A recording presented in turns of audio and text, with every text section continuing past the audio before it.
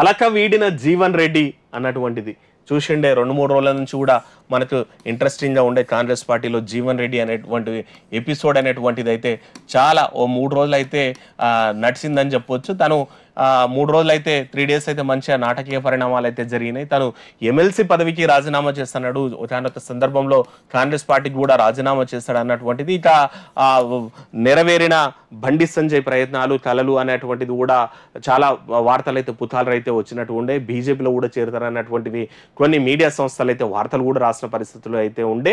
తను కూడా మనస్తాపం అయితే చెందినటువంటి మాట అయితే వినిపిస్తుండే. ఈవెన్ బట్టి తర్వాత శ్రీధర్ బాబులు ప్రయత్నాలు చర్చలు జరిగిన విఫలమైనటువంటివి. చివరికి కేంద్ర పెద్దలే అంటే ఢిల్లీ పెద్దలే దిగా రావాల్సినటువంటి పరిస్థితి అయితే వచ్చింది.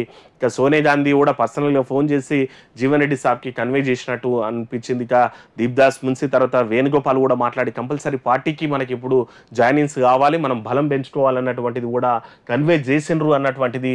అయితే సీనియర్లకు కూడా ప్రాధాన్యత ఇస్తామని కూడా వేణుగోపాల్ కూడా హామీ ఇచ్చిండ్రు అన్నటువంటిది కూడా చెప్పినటువంటి పరిస్థితుల్లో చివరికి తను సైలెంట్ అయ్యిందంట. ఇప్పుడైతే కూల్ అయిపోయిండు అన్నటువంటిది. ఇంత పేరు కూడా జీవన్ రెడ్డి పేరు కూడా వినిపిస్తుంది. వీలైతే తనకి క్యాబినెట్లో కూడా ఇస్తారు, క్యాబినెట్లో కూడా తనకు స్థానం ఇస్తారన్నటువంటిది మాట వినిపిస్తుంది. లేదనుకుంటే ఇంకేదైనా నామినేటెడ్ పదవి ఇచ్చి పెద్ద పొజిషన్ ఇస్తారా అనేటువంటిది చూడాల్సినటువంటి అవసరం ఉంది. లేదనుకుంటే పిసిసి చీఫ్ ఏమన్నా ఆలోచన కూడా మరి ఇస్తారా అనేటువంటిది కూడా చూడాల్సినటువంటి పరిస్థితులు ఉంటాయి. మొత్తం మీద అయితే మరి అలకైతే వీడిందంట ఇప్పటి వరకు అయితే జీవన్ రెడ్డి సాబ్.